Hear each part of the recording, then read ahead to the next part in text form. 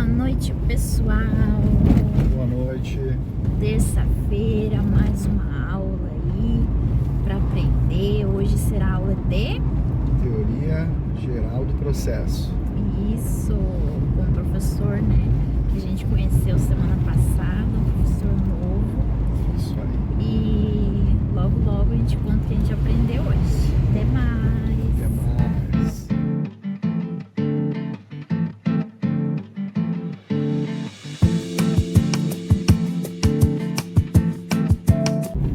Oi, pessoal, voltamos da aula. Isso aí. Hoje, dia 13 de agosto de 2024.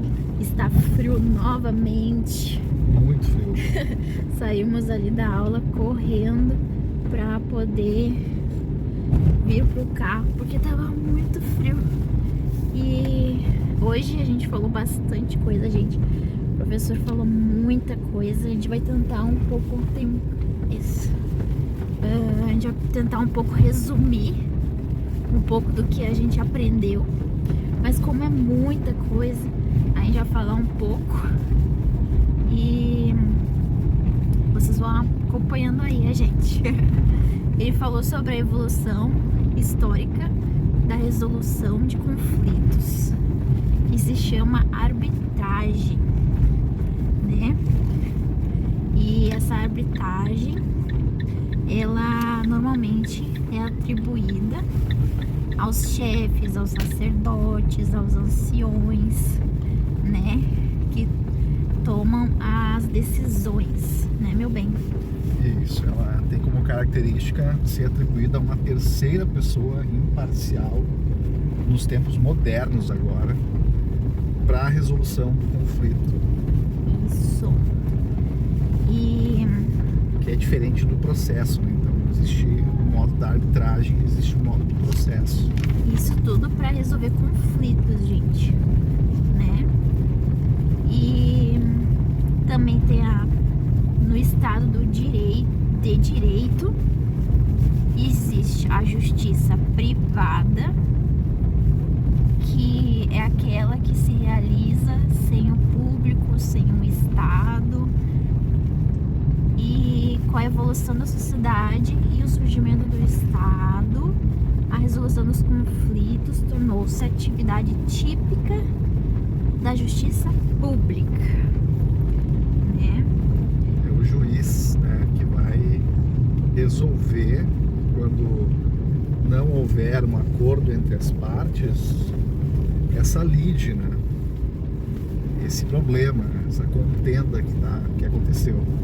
Isso, e os requisitos do Estado é o poder, população e território, né? Que para gravar na mente é o PPT, poder, população e território. Ou como a professora Carol fala, né? O Estado é povo, poder e território. Isso. Território, povo e poder. Os macetes para aprender, né, a decorar a matéria. Então, agora vamos começar a falar. O Estado de Direito é dividido em 3 poderes, né, que todo mundo conhece, né, que é o poder legislativo, poder executivo e o poder judiciário. Isso aí. Isso aí vem se eu não me engano, de Montesquieu, né? Que foi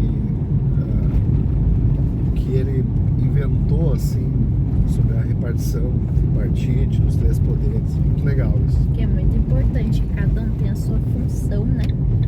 E cada um tem uma função típica e função atípica, que a gente está aprendendo agora, né? E o poder legislativo, ele tem uma função típica, né? Consistente em legislar, criar leis. E o poder executivo tem função típica, consistente em executar as leis e administrar o Estado. E o poder judiciário tem função típica, consistente em solucionar os conflitos através da jurisdição, né? nos falando sobre bastante ali, sobre resolver os conflitos, né? E jurisdição não é a jurisdição como a gente vê no CSI lá, que é relacionada à área. A jurisdição é o poder de exercer o direito, né? De fazer o direito. Isso é jurisprudência. E o Estado, ele tem esse poder de decisão, esse poder de exercer o direito através do judiciário. Isso aí, por isso que é muito importante. Como função típica, claro. Mas é muito importante saber desses assuntos, né? Depois a gente falou sobre direito material e o direito processual. Cada um tem um significado, né? O direito material sobre algo que a gente tem, uma posse, né? Um carro, uma casa. E o processual é um processo, né? O que mais a gente fala sobre isso, meu bem? O direito processual é como vai funcionar. Então, diferente do direito material, que é a coisa, sobre como vai funcionar aquilo que se está propondo se fazer, né? Então esse é o direito processual. E daí, depois o professor falou sobre onde cada um desse direito, né, material e processual, ele trabalha, né, onde ele atua. O direito material, ele trabalha no Código Civil, trabalha no Código Penal, Código de Defesa do Consumidor, na LINDB. A LINDB a gente já comentou aqui um dos nossos vídeos que a gente aprendeu no primeiro semestre, né, meu bem? Isso. E também na consolidação das leis trabalhistas. Conhecida CLT, né? Isso. E o direito processual é ali no Código de Processo Civil, Código de Processo Penal, consolidação das leis também trabalhistas. Então atua nessas duas áreas iguais, né? Depois ele falou mais sobre arbitragem. Lei 9.307 de 96, né? Depois, né, ele falou sobre aquela parte mesmo, né? Conciliação, mediação. Vai chegar nessa parte, né? Eu vou chegar ainda lá. Então foi só um spoiler. Tá, arbitragem, né? Tem um árbitro, né? Que pode ser qualquer pessoa capaz que goze da confiança das partes. Então, né? Qualquer pessoa que quiser resolver um processo, resolver um caso, né? Ele pode ser árbitro. Isso.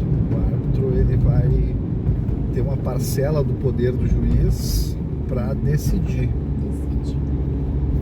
Por que isso acontece? Porque o juiz, devido à grande demanda, eles não conseguem julgar tudo em um tempo que deveria ser ideal.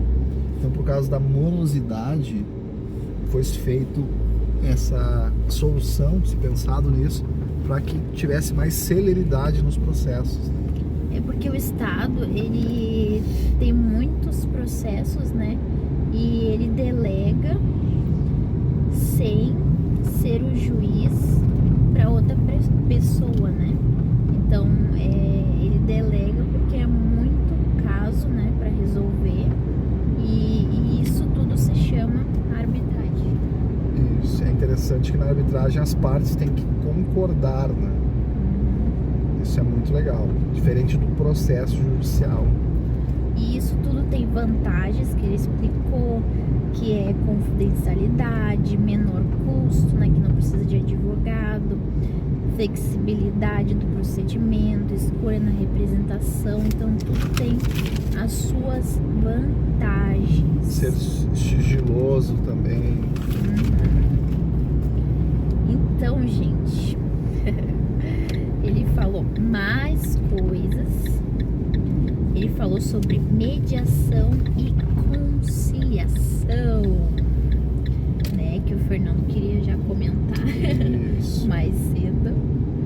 Na mediação, o mediador ele não pode, entre as partes, querer dar a solução. Ele só vai mediar ali para que as partes cheguem a um acordo em comum. Na conciliação é diferente. O conciliador ele já pode apresentar uma solução que as partes vão ou não acolher. E na mediação se dá preferencialmente nos casos em que houver vínculo de relação continuada anterior entre as partes. Já na conciliação é diferente, né? A preferência, tal vínculo anterior não estará presente. Então, na mediação pode ter vínculo, né, nas partes, e na conciliação não pode ter vínculo, né, meu bem? Isso aí. E esses são, digo assim, são processos que o Estado colocou como mediação e conciliação para tentar resolver de uma forma mais célere essas lides, né, esses conflitos. Isso. E isso tudo, pessoal, foi um resumão mesmo, porque é muita coisa, palavras novas, novos significados que a gente vai aprendendo, vai se aprofundando conforme passa o semestre, né? E a gente vai passando para vocês, né? Isso aí, acompanhe nosso crescimento, nós também estamos aprendendo. E isso é uma forma também de fixação de conteúdo. E é muito legal. E estamos super felizes aí avançando no conhecimento. E o conhecimento, por mais que te tirem tudo, isso nunca vão poder te tirar. Se torna uma pessoa melhor, um ser humano melhor, um cidadão melhor. Tendo mais conhecimento sobre as subpisas, né? Isso aí, então busque conhecimento. E o nosso baby, gente, mexeu muito na aula. Deu um chute bem forte. Agora com 6 meses, o Luiz Henrique tá forte. Isso aí. Saudável. E tá aí, junto com a gente, acompanhando nossas aulas de direito. Então, Chegamos, até mais. Tchau, até o tchau. próximo vídeo. Tchau.